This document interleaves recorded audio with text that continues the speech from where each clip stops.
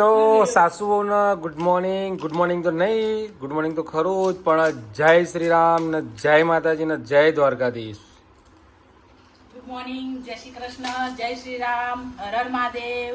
સ્વાગત છે તમારું બધાનું અમારા ચીડિયા ઘરમાં ગોસ્વામી ફેમિલી બ્લોગમાં. તો જેને જેને સવારમાં પાણીપુરી ખાવી હોય આવી જાઓ. તો બોલો ભાઈ, સાસુઓ છે ને લઈને બેસી ગયા છે મસ્ત મજાની પાણી. અલા જો આ મમ્મી કઈ રીતના ખાય છે? હું તો એ રીતે જ ખાય ને મમ્મી, દાળ મજા આવે, મને આ રીતના જ ગમે. હા, તમારે એ પાણી બગડો, કપડાં બગડો અને પેલું છોલાય બધું એમ. એટલે જય શ્રી કૃષ્ણ મમ્મી.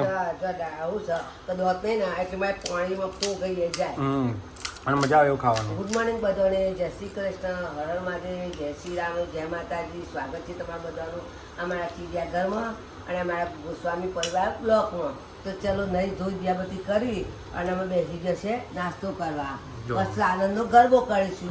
પછી મારા છોકરા લઈને બગીચામાં જાય. તો જો ભાઈ, એ મારું કામ. યસ, આપણો ગુજરાતીઓ હોય ને એટલે બાકી ના રાખે. રાત્રે જમવાનું જે હોય ને સવારે પૂરું ના થાય ને તો એનું જ નાસ્તો કરે જવાનો. નાસ્તો એ જ હોવો જોઈએ. ગુજરાતી વાળાને એવું છે, યસ, પૂરું ના થાય ને તો એને શાળ નહીં મૂકવાનો. એનો સાલ નહીં મૂકવાનો. પણ પાછું એ છે ત્યાં તો નવી આઈટમ હોય એટલે બધા ખાય. હમણાં શાક રોટલું રાતનું પડે તો કોઈ ના ખાય. એવું હજુ ખીચડી વઘારી તો ખોય પાછો. ખીચડી વઘારેલી ખાય, રાતનું શાક નાખે, ટૂંકમાં રોટલી વઘારેલી ખાય, છાશમાં રોટલી વઘારેલી ખાય. અમેરિકામાં આપણે જેવું જ છે ને. અમેરિકામાં એવું છે, અમેરિકામાં ફ્રોઝન કરીને ખાવાનું. ફ્રોઝન કરીને નહીં ખાતો. હા. ચાલો દોસ્તો, હર હર મહાદેવ, ગુડ મોર્નિંગ, જય શ્રી કૃષ્ણ, જય દ્વારકાધીશ. સ્વાગત છે તમારા બધાનું આપણા ચીડિયા ઘરમાં. અને આ ભાઈની ખાવાની સ્ટાઇલ જ આખી અલગ છે. જો પકોડી એકલી અને સોસ, પકોડી અને સોસ હે ને. હર હર મહાદેવ, જય શ્રી રામ. ખાતા ખાતા નહીં બોલવાનું. બોલવું પડે બેટા. જય શ્રી રામ. ખાલી જય શ્રી રામ બોલો. હર હર મહાદેવ. મહાદેવ બાપા બોલાવે ને, આપણે ઈષ્ટદેવ છે. ના ખાવત મૂકી દો તો. આ મૂકી દે.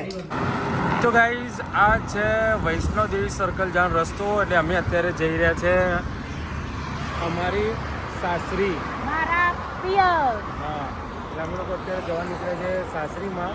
અને વરસાદવાળું વાતાવરણ છે. આ બહુ લોંગ ટાઈમ પછી અમે બાઇક ઉપર જઈ રહ્યા છે. બાઇક ઉપર, એક્ટિવા ઉપર જઈ રહ્યા છે અમદાવાદ, એટલે ગાંધીનગરથી અમદાવાદ. હવે જોઈએ કેટલા ટાઈમમાં પહોંચીએ છીએ. વરસાદ પડે છે કે નથી પડતો. બાકી 2 જણા એકલા જ નીકળે નહીં. અમે અત્યારે ઊભા રહ્યા છે ગોતા ચોકડી, કારણ કે વરસાદ ફૂલ ચાલુ થઈ ગયો હતો. એટલે અમે 2 જણા એક્ટિવા લઈને આવ્યા હતા, તો અહીંયા ઊભા રહ્યા છે. હવે વરસાદ ઓછો થયો છે તો હવે વિચાર એવો છે કે નીકળી જઈશું ને. હા મેડમ, ગાડી લઈને આવવાના હતા. તો ચલો આપણી આ રામ પ્યારી લઈને નીકળીએ.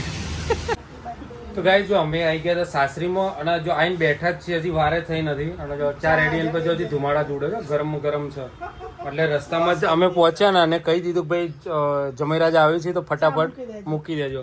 તે અમારે જિલ્લો મળે ચા ફટાફટ બનાવી દીધી છે અને નાસ્તો આપી દીધો છે. પણ એ ટેબલ ઉપર પડ્યો છે. ના, ઊંઘેલા માણસ હેરાન નહીં કરવાના. એટલે પેલા મસ્ત ચા પી લઈને ઠંડી થઈ જાય પછી નાસ્તો કરીએ. તો ગાઈઝ, આ છે આપણા ગુજરાતી ઢોકળા અને વાગે છે રાતના 12.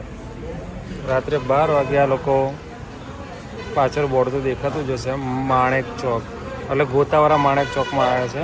અને આ ભાઈને લાગી હતી ભૂખ. મામાને ઘેર આવ્યા હતા, તો મામાને ઘેરથી રાત્રે 12 વાગે ભૂખ લાગી એટલે આવ્યા છે માણેક ચોકમાં. એને મંગાવ્યો છે એના માટે સ્પેશિયલ. આઈસ્ક્રીમથી પેટ ના ભરાય ને.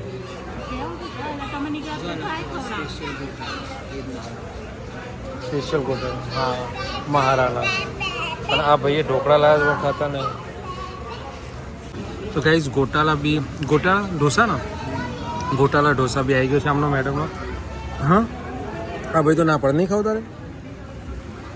એનો પ્લેન ઢોસો ખાવો છો. તો ગાઈઝ, નીકળી ગયા છે માણેક ચોકથી હવે ઘરે જવા માટે.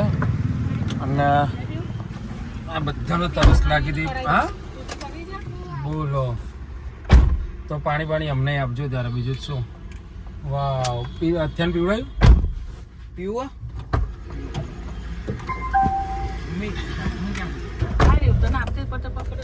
હા ભાઈ, બધા રાત્રે કેટલા વાગે 12:15 વાગે બોલો. 12:15 વાગે આ બધા ભૂખ્યા થઈ ગયા છે. હે ને તું હજુ ખાધું જ નથી. હજુ ખાધું નહીં કઈ. તું ઘેર પહોંચીશ ત્યાં સુધી તું સુઈ જાય એટલે જય શ્રી રામ કહી દે ત્યારે. ઓકે તો ચલો ભાઈ જઈએ ઘરે પહોંચે. હા કાલ સવારે બેટા, અત્યારે તો બધા સુઈ ગયા હોય. સવારે ગરમ ગરમ બને હો. એટલે આ ભાઈને ભાખરી પીઝા ખાવા છે. ભાખરી બનાવી છે એટલે ને. ઓકે ઘરે જઈને બનાવીશું ત્યારે. તો માણેક ચોકને કહી દઈએ બાય અને પહોંચે ઘરે ત્યાં સુધી બધાને ગુડ નાઇટ. જય શ્રી રામ. હર હર મહાદેવ.